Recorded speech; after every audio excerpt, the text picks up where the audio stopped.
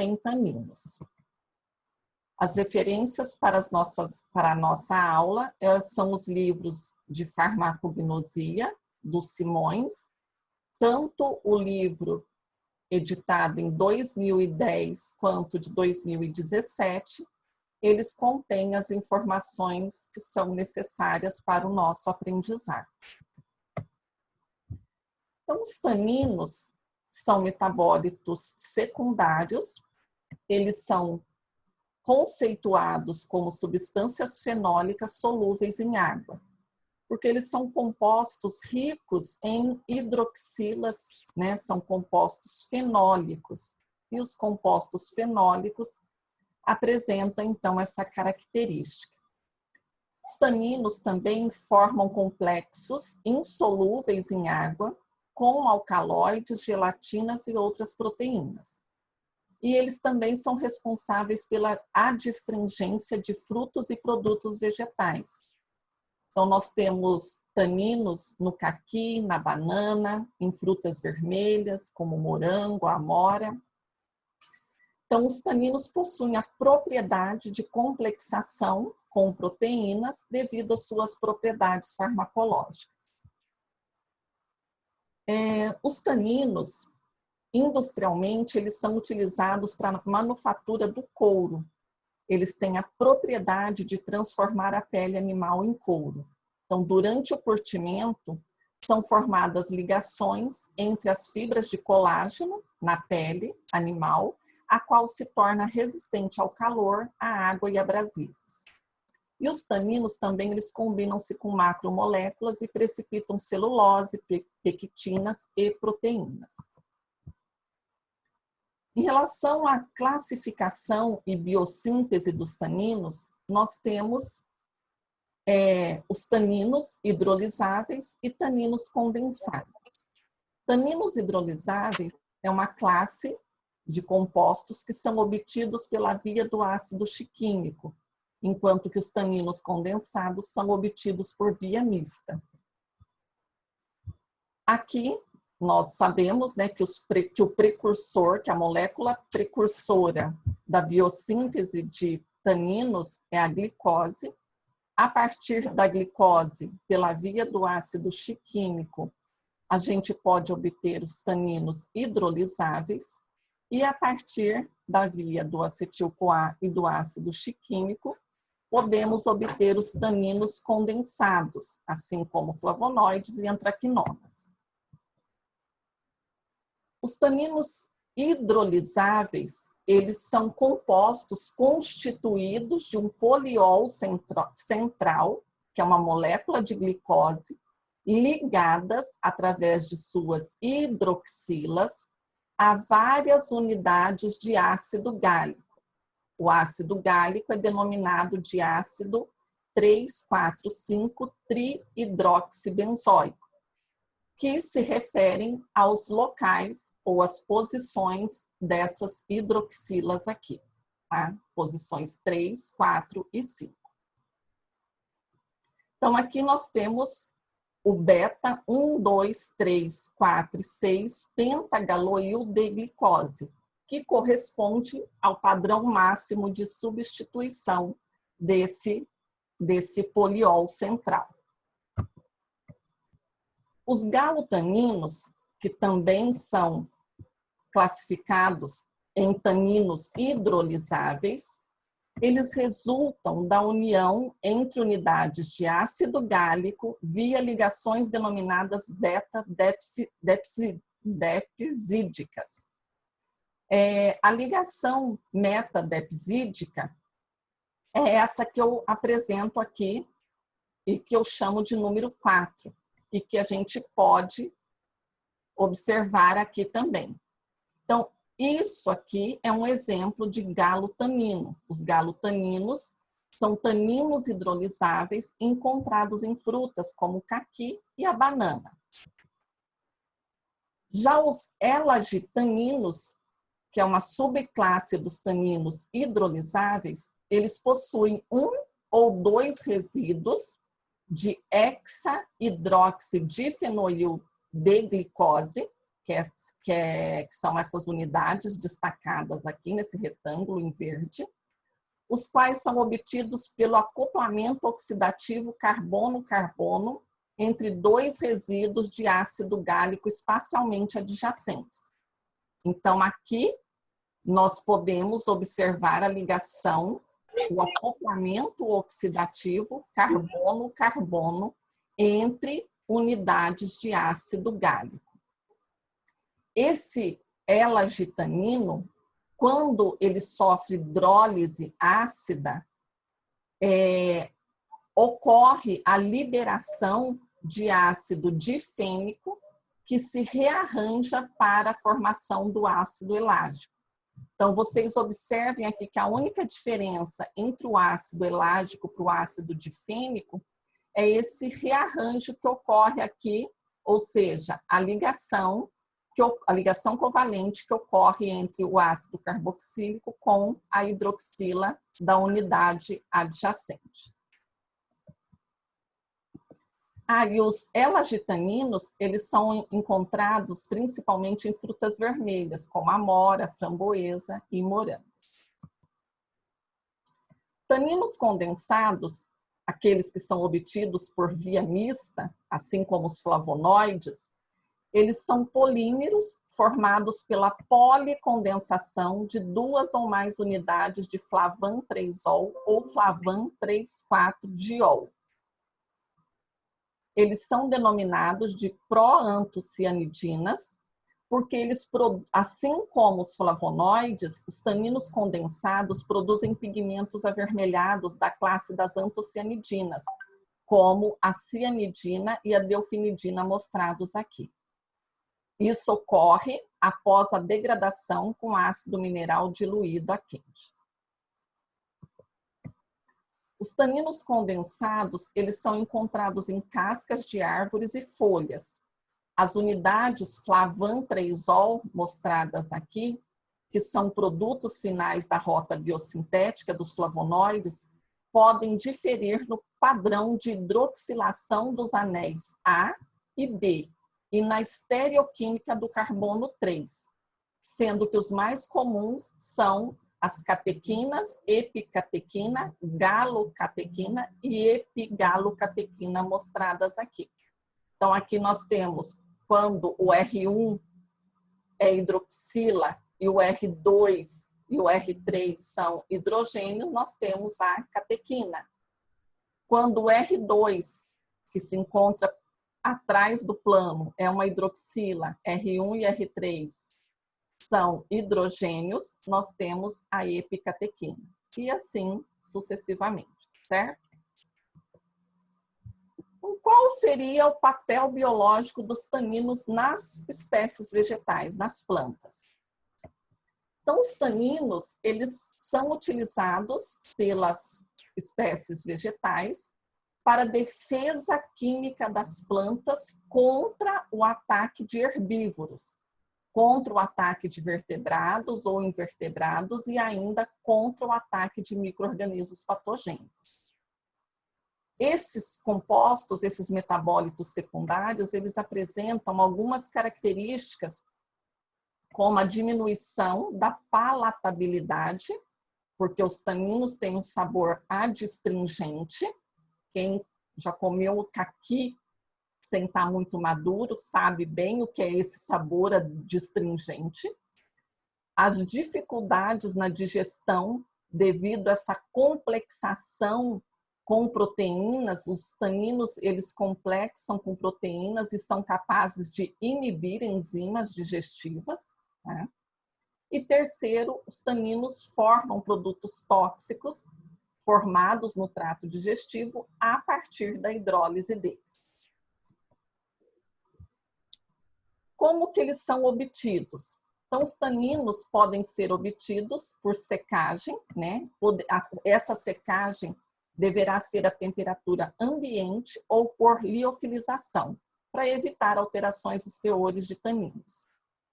A seleção do solvente, você deve utilizar, então, metanol, mistura de metanol e água, para fazer uma análise quantitativa do extrato bruto. geralmente são utilizados métodos colorimétricos ou a cromatografia líquida de alta eficiência, e ainda poderá ser utilizado acetona e água, numa proporção de 50% a 80% para isolar e identificar taninos puros. Observem que os solventes utilizados são solventes bastante polares, pois os taninos são metabólitos secundários ricos em hidroxilas e, portanto, também muito polares. Para realizar uma cromatografia em camada delgada, para caracterização de taninos, a fase fixa poderá ser sílica gel e a fase móvel, que você deverá utilizar no caso da presença de taninos condensados, é acetato de etila, ácido fórmico e água, na proporção de 90, 5, 5, volume, né? E taninos hidrolisáveis você deverá utilizar como fase móvel tolueno, formiato de etila, ácido fórmico, na proporção de 1:7:1. Os reveladores químicos são solução etanólica de cloreto férrico a 1%, ou ainda você poderá utilizar uma solução de vanilina em ácido clorídrico a 1%, seguida de aquecimento. Então, nessas condições, você conseguirá fazer uma boa caracterização, né, de taninos, tanto condensados quanto hidrolisáveis. Após a purificação, taninos hidrolisáveis, eles podem ser mantidos à temperatura ambiente, que não ocorre degradação. Já os taninos condensados, eles precisam ser mantidos a temperaturas baixas e sem exposição à luz, para que não sejam degradados. Aqui nós temos algumas reações de coloração e precipitação para realizar análises qualitativas de taninos em extratos brutos. Então, quando você extrai de um vegetal, de uma espécie vegetal, taninos, nós podemos caracterizá-los a partir da reação, nós chamamos de reação de gelatina, né? Então, nessa reação, nós geralmente utilizamos, colocamos a nossa amostra, né, num tubo, adicionamos, então, algumas gotas de solução de gelatina, 2,5%, em solução de cloreto de sódio, também a 5%, e aí a gente vai verificar que se houver a presença de taninos no nosso extrato bruto, vai ocorrer uma precipitação. Por quê? Porque os taninos, na presença de gelatina, eles precipitam. Por qual motivo? Porque os taninos reagem com o nitrogênio do grupamento amina, do aminoácido prolina da gelatina, e com o grupamento amina de alcaloides. Então, esse aqui é o princípio, né, da reação da gelatina com taninos. Por que que precipita? Por causa dessa reação dos taninos com os nitrogênios, tanto de aminoácidos prolina, presente na gelatina, quanto no grupamento amina de alcaloides. E os taninos também podem ser caracterizados pela reação de cloreto férrico. Nesse caso, a gente consegue, né, com essa reação, diferenciar taninos hidrolisáveis dos taninos condensados. Na presença de cloreto férrico, nós iremos observar uma coloração azul, quando nós temos taninos hidrolisáveis, e uma coloração verde quando nós temos taninos condensados. Porque os taninos, eles reagem e precipitam com sais metálicos como cloreto férrico. Cloreto férrico é um sal metálico e na presença de taninos, eles reagem e precipitam. Quais são as características dos taninos responsáveis pelas ações farmacológicas que eles apresentam? Então, nós temos três características principais dos taninos que são responsáveis pelas ações farmacológicas deles. A primeira delas é a capacidade que os taninos têm de complexação com íons metálicos, como ferro, manganês, vanádio, cobre, alumínio e cálcio, diminuindo a disponibilidade de íons essenciais para o metabolismo de micro-organismos. Então, os taninos, ao complexar com esses íons, com cobre, com cálcio, com ferro, eles irão diminuir a disponibilidade desses íons para o micro-organismo. Por isso que nós falamos que os taninos têm ação antimicrobiana. Os taninos também têm uma atividade antioxidante e sequestradora de radicais livres, porque eles formam radicais estáveis de oxigênio, eles têm essa capacidade.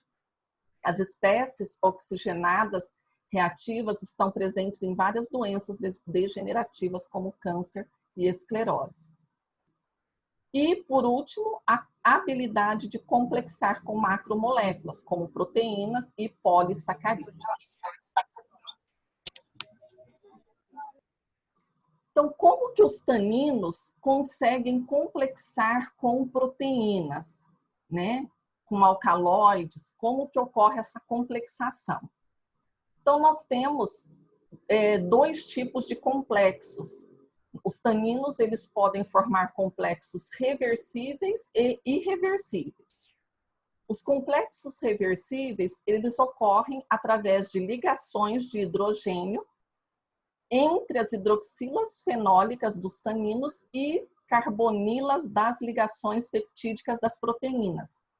Nós sabemos que proteínas são ricas em aminoácidos, né? Então, eu coloquei aqui alguns exemplos de aminoácidos, leucina, isoleucina, mostrando, então, que todo aminoácido tem carbonila, né? Uma parte carboxi, uma parte amino, né?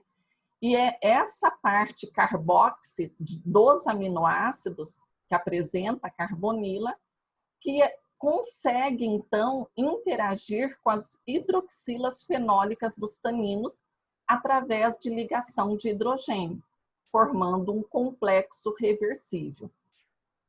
O outro tipo de interação que é possível que ocorra para a complexação de taninos com proteínas são interações ditas hidrofóbicas. Essas interações hidrofóbicas, elas ocorrem entre os núcleos aromáticos dos taninos e as cadeias alifáticas ou aromáticas dos aminoácidos proteicos.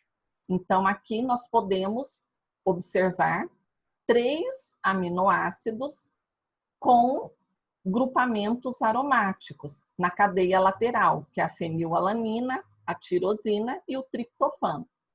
Então, todos esses aminoácidos que estão presentes em proteínas, né, são capazes de interagir através de interações hidrofóbicas com os taninos, formando também complexos reversíveis. Então, complexos reversíveis entre taninos e proteínas ocorre através de ligações de hidrogênio e interações hidrofóbicas.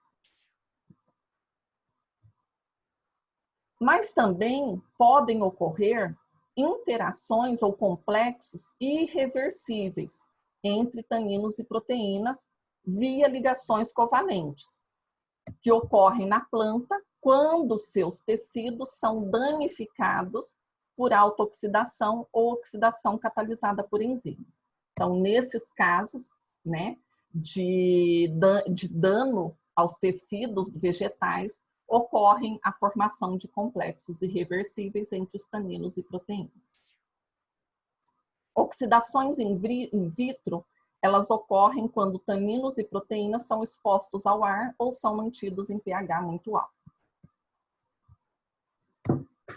Quais são, então, as ações farmacológicas atribuídas a essa classe de metabólitos?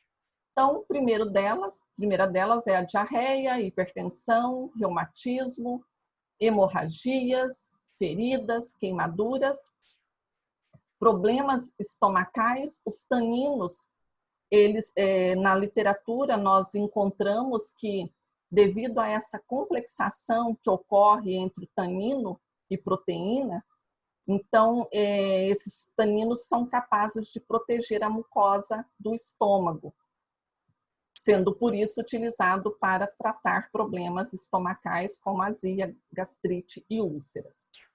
Também existem relatos de utilização dos taninos para problemas renais e urinário, para tratamento de processos inflamatórios. Uma explicação do uso de taninos em processos inflamatórios é que eles têm a capacidade de formar uma camada protetora devido ao complexo que se forma entre tanino e proteína sobre a pele ou mucosa danificada.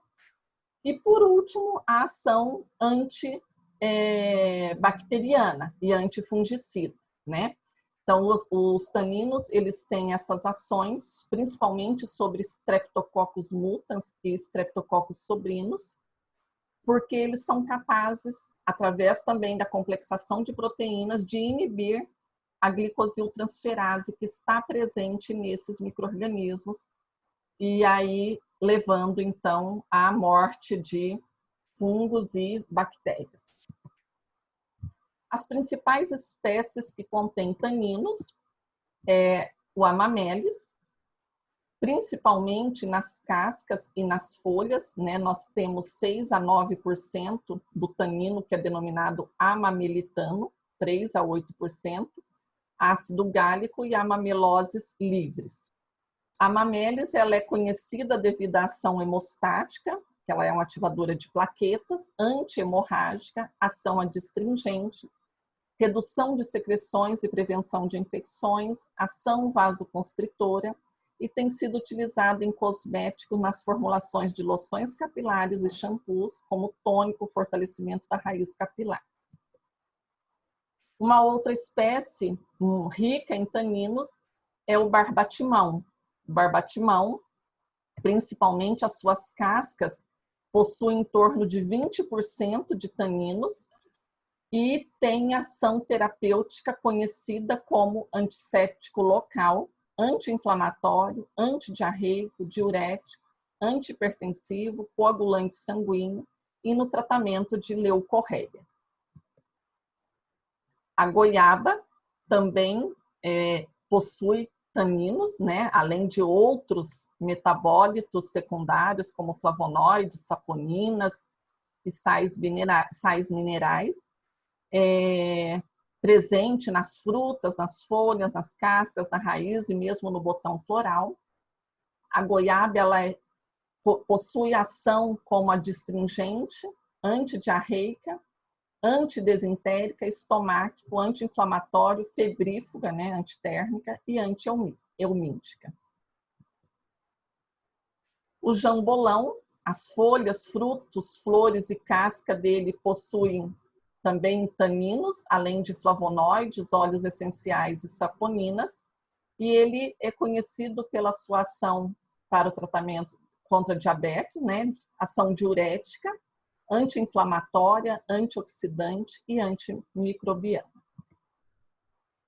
Então, nós finalizamos aqui esse conteúdo sobre taninos, em que nós falamos do conceito, da classificação, do papel biológico nas plantas, obtenção, ações farmacológicas e as espécies que contêm taninos.